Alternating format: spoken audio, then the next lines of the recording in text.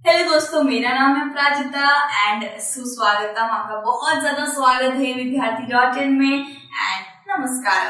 तो भाई हम कर रहे थे प्रश्न उत्तर आपके पार्ट 10 के। ठीक है, 18वीं शताब्दी में नए राजनीतिक गठन, ये आपका पार्ट 10 था। इसके प्रश्न उत्तर हम लोग आगे और हमारे भाई 5 से 9 तक हमारे प्रश्न बच रहे हैं, तो भूल नहीं जाना, हम लोग को वो भी करना है। ठीक है, सो भाई आइए विचार करें इसे प्रश्न 5 पे। हम लोग जल्दी से आ जाते हैं, लेकिन सबसे पहले देख लेते हैं भाई हमारा हथियार ऑन है कि नहीं है। ठीक है, सो प्रश्न 5 हमारा है, अवध और बंगाल के नवाबों ने जागीरदारी प्रथा को हटाने की कोशिश क्यों करी। आप जानते हैं ये जितने भी नवाब रहे हैं ना, अवध के, हैदराबाद के, बंगाल के, ये जितने भी नवाब रहे हैं, या आप इसको राज्यपाल भी कह सकते हैं, गवर्नर। ठीक है, सो ये लोग चाहते थे कि उधर से मुगल का जो शासन था, किसी भी तरीके का मुगल अफसर काम कर रहे हैं, मुगलों की छत्र छाया में ये नहीं रहना चाहते थे, इसलिए वो वहां से उनको भगा देना चाहते थे। ठीक है, किसी भी चीज में उनको शामिल नहीं करना चाहते थे। ठीक है, तो उत्तर होगा अवध और बंगाल के नवाबों ने अपने राज्यों में मुगलों के प्रभाव को कम करने के लिए जागीरदारी व्यवस्था को खत्म करने की कोशिश करी। वहां पे जागीरदारी व्यवस्था चलती थी, कर वसूल करने के लिए मुगल अफसर रखे हुए थे।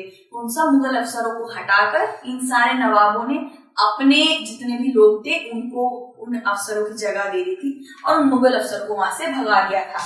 प्रश्न 6 है, 18वीं शताब्दी में सिखों को किस प्रकार संगठित किया गया था। 18वीं शताब्दी में सिखों ने खुद को, अपने आप को एक संगठन में कैसे तब्दील करा था, जो बहुत ही ज्यादा पराक्रमी संगठन था। ठीक है, किसी से नहीं डरता था, राजपूतों से लड़ लिया, मुगलों से लड़ लिया, मराठाओं से लड़ लिया, बहुत पराक्रमी था।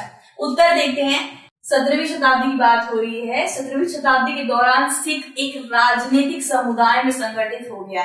ठीक है, इसका मतलब यह है कि देखिए, आपको कहीं पे भी खुद को ऐसा दिखाना है कि भाई मेरा भी एक अस्तित्व है, खुद का अस्तित्व दिखाना है, तो एक तरीके से दल तो बनाना पड़ता है ना, एक समुदाय खड़ा करना पड़ता है कि देखिए हमारा भी समुदाय है। हमारे एकदम राजनीति में चले जाइए, सबने एक महत्वपूर्ण पार्टियां बना रखी है ना, जैसे कि आरएसएस हो गया, कांग्रेस हो गया, सबने एक समुदाय बना रखा है। सो उन समुदाय के बारे में हम सब कुछ जानते हैं।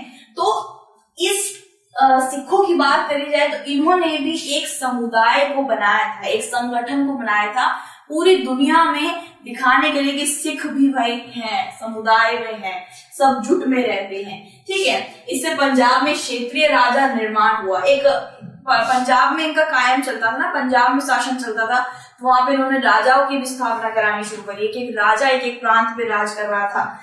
और यहाँ पे बात करी जाए तो 1699 की बात करी जाए तो में खालसा की स्थापना से पहले और बाद में गुरु गोविंद सिंह ने राजपूतों के साथ ले लीजिए, मुगल शासकों के साथ ले लीजिए, सबके खिलाफ इन्होंने लड़ाइयां लड़ी थी। गुरु गोविंद सिंह जो 10वें गुरु थे सिखों के।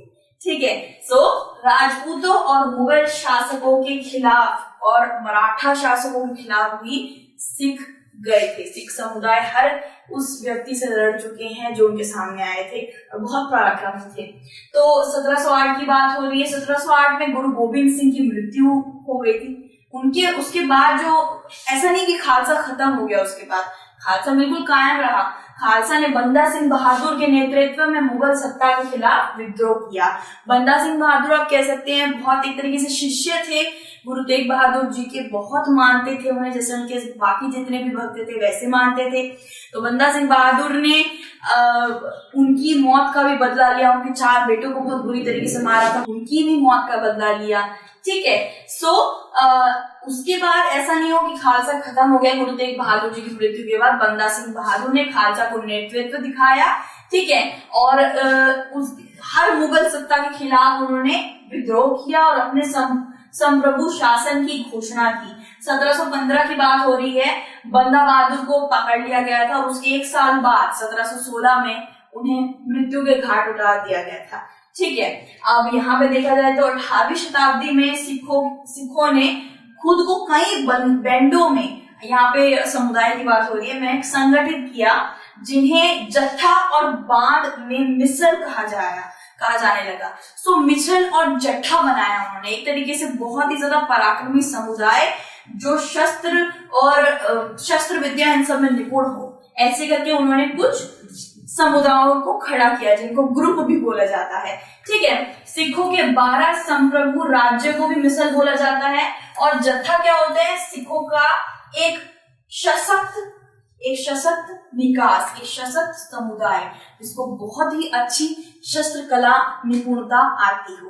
ठीक है, तो 18वीं शताब्दी तक आपने देख लिया कैसे करके इन्होंने समुदाय बनाया। बंदा सिंह बहादुर के नेतृत्व में आगे बढ़ते गए, खालसा के आगे बढ़ता गया नेतृत्व में। इतने बढ़िया आप कह सकते हैं, इतने बढ़िया नेतृत्व करने वाले वहां पे थे, तो कैसे करके खालसा टूट जाता है ना। सो उनके संगठित यहाँ पे देखिए, यहाँ पे एक जो शब्द है कि बार रिपीट हो गया है, तो फिर इसके लिए माफ कर दीजिएगा। उनके संगठन ने उन्हें पहले मुगल शासकों और फिर अहमद शाह अब्दाली के खिलाफ सफल प्रतिरोध करने में सक्षम बनाया।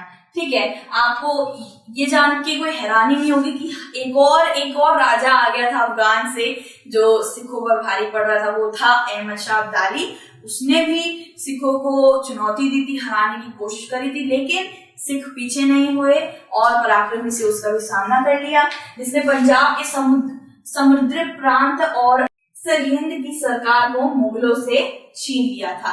ठीक है, तो मुगलों के पास सरहिंद भी था, पंजाब भी था, अब्दाली शाह के पास भी था, लेकिन उन दोनों से बंदा सिंह बहादुर, जितने भी गुरु गोविंद सिंह उस वक्त थे और बंदा सिंह बहादुर आए, इन सब ने 18वीं शताब्दी में वो जगह भी इनसे छीन ली थी और अपने नेतृत्व में ले ली थी, पंजाब और सरहिंद को। ठीक है, सरहिंद भी पंजाब के अंदर ही आता है।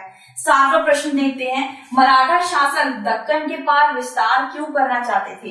ठीक है, तो बहुत ही ज्यादा सरल सा उत्तर है इसका। जो मराठा साम्राज्य का नेतृत्व कर रहे थे वो थे छत्रपति शिवाजी महाराज, और वो मैं क्या बताऊं उनका कहाँ पे राज्य था भाई। दक्षिण भारत ले लीजिए, उत्तर ले लीजिए, पूर्व पश्चिम, हर जगह वो फैले हुए थे, एकदम ऑक्टोपस की तरह हर जगह फैले हुए थे। सो काफी बहुत ही ज्यादा, काफी आप कह सकते हैं बड़ा राज्यपाल उन्होंने बना लिया था अपना। ठीक है, बहुत बड़ा शासक था उनका पूरे हिंदुस्तान के अंदर।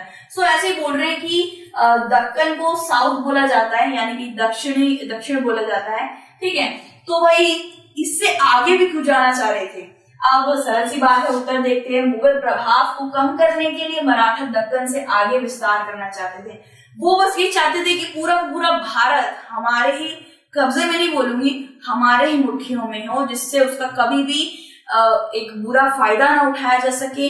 उसके जितने भी प्रभावशाली रिसोर्सेज हैं, रिसोर्सेज को अगर अब हम बोलेंगे, जितना भी उसके अंदर खजाना गड़ा हुआ है, बहुत अच्छे मंदिर हैं, सब कुछ है, वो सब उसके हाथ से ना जाए, भारत के हाथ से ना जाए, सब मुगल लूट के ना ले जाए। इसलिए शिवाजी महाराज पूरे के पूरे भारत में मराठाओं का परचम लहराना चाहते थे। 1720 में उन्होंने मुगलों से मालवा और गुजरात पर भी कब्जा कर लिया था। मालवा, गुजरात, ये मालवा पड़ जाता है आपका मध्य प्रदेश और गुजरात पड़ जाता है ये हमारा पश्चिमी क्षेत्र में पड़ जाता है। ठीक है, तो 1730 में सबसे ज्यादा महत्वपूर्ण ये डेट है 1730। इस वक्त पे बहुत ही ज्यादा शक्तिशाली बन गया था मराठा साम्राज्य, एंड इस वक्त पे मराठा राजा को पूरे दक्कन प्रायद्वीप के अधिपति के रूप में मान्यता दी गई थी। अधिपति मतलब पूरे के पूरे भारत का एक तरीके से भगवान टाइप माना जा रहा था। ठीक है, सो अगर मैं बोलूं तो महाद्वीप किसको बोला जाता है? महाद्वीप इस जगह को बोला जाता है जहां पे बहुत सारी नदियां इस जगह को घेरती है। हमारे दक्षिणी क्षेत्र को bay of Bengal, Indian Ocean, Lakshadweep, हर जगह से ये पानी से घिरा हुआ है, इसलिए इसको महाद्वीप बोला जाता है। ठीक है, प्रश्न 8 देखते हैं गाइस। असफ जाह, ठीक है, असफ जाह ने अपनी स्थिति को मजबूत बनाने के लिए क्या क्या नीतियां अपनाई? असफ जाह, जो आप जानते हैं, असफ जाह हैदराबाद के राज्यपाल थे, हैदराबाद के गवर्नर थे। ठीक है भाई, कौन कौन सी नीतियां उन्होंने अपनाई खुद को ठोस बनाने के लिए?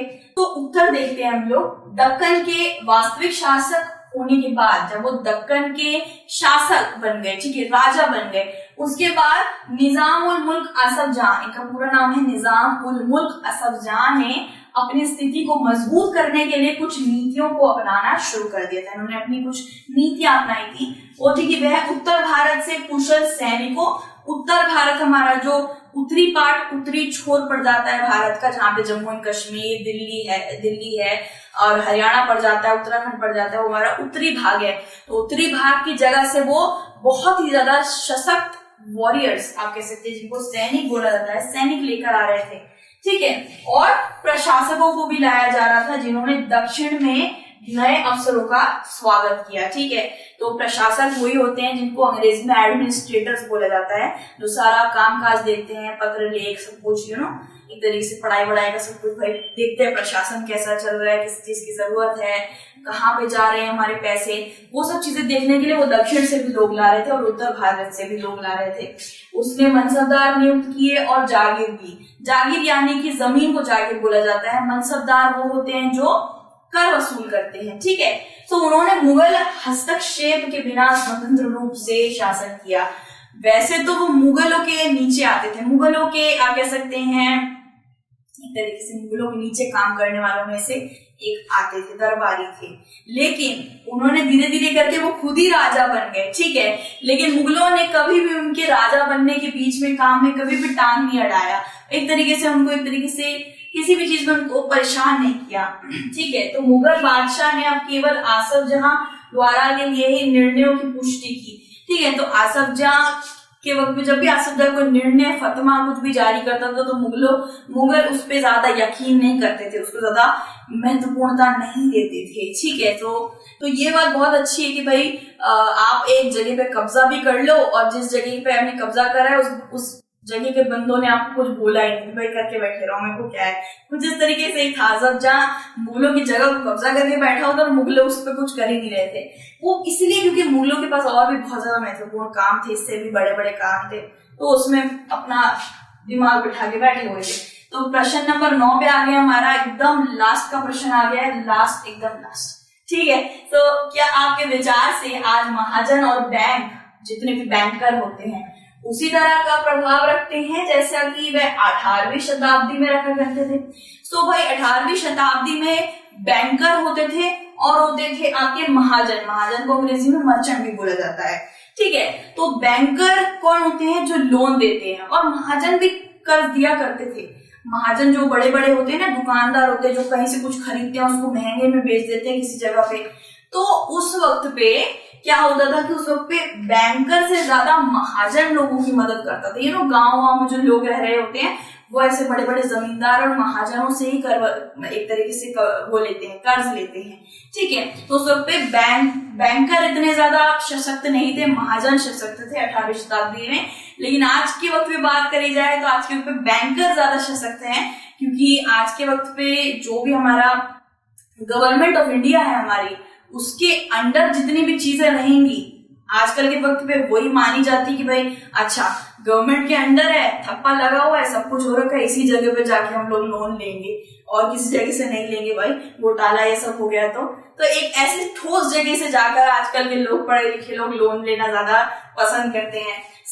18वीं शताब्दी के दौरान व्यापारी बैंकरों की तुलना में अधिक प्रभावशाली थे, महाजन बैंकरों की तुलना में अधिक प्रभावशाली थे।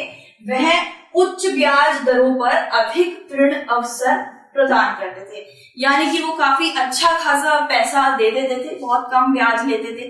जैसे कि 1000 रुपए ले लो, हाँ 1000 रुपए लौटा देना 3 महीने बाद, और 3 महीने बाद लौटाओगे तो बस 1000 रुपए के अंदर 20 रुपए या 120 रुपए एक्स्ट्रा करके दे देना। तो इतना सा ही लेते थे। लेकिन आज के वक्त पे बैंकरों की ज्यादा चलती है, ठीक है। लेकिन अब शिक्षा के प्रसार के साथ लोग बैंकों को ज्यादा पसंद करते हैं, जो सस्ती दरों पर ऋण और अन्य वित्तीय सहायता प्रदान करते हैं, ठीक है। तो आज के वक्त पे देखो तो बैंक ऐसे बोल रहे थे, अरे हम आपको 1% पे लोन देंगे, अगर हम हमको आधे प्रतिशत पे देंगे, मतलब आधे प्रतिशत के साथ एक गाड़ी का फाइनेंस दे देंगे, पता नहीं कुछ ऐसी चीजें भी होती है ना। बैंकर ब्याज दर पर सब्सिडी भी देते थे। उनके पास अलग अलग उद्देश्यों के लिए ऋण के अलग अलग दायरे भी थे, इसलिए वे आज व्यापारियों की तुलना में अधिक प्रभावशाली हैं, ठीक है। तो देखा जाए तो आज के वक्त में बैंकर महाजन से कहीं ज्यादा प्रभावशाली है, ठीक है, सारे प्रश्न हो चुके हैं हमारे। उम्मीद है आपको इन प्रश्नों से काफी ज्यादा मदद मिली होगी और हम फिर से मिलेंगे कोई और वीडियो में किसी और पाठ या प्रश्न उत्तर के साथ। अपना ध्यान जरूर रखना और कमेंट्स में लिखना बहुत पॉजिटिव, मतलब जैसे भी आपको कमेंट लिखने आप लिखिएगा, छोटे छोटे दिल देती हूँ मैं, सारे के सारे कमेंट्स को पढ़ती हूँ। फिर से मिलते हैं किसी और पाठ में, तो ध्यान रखे, चलते हैं, चलिए, तो बाय बाय।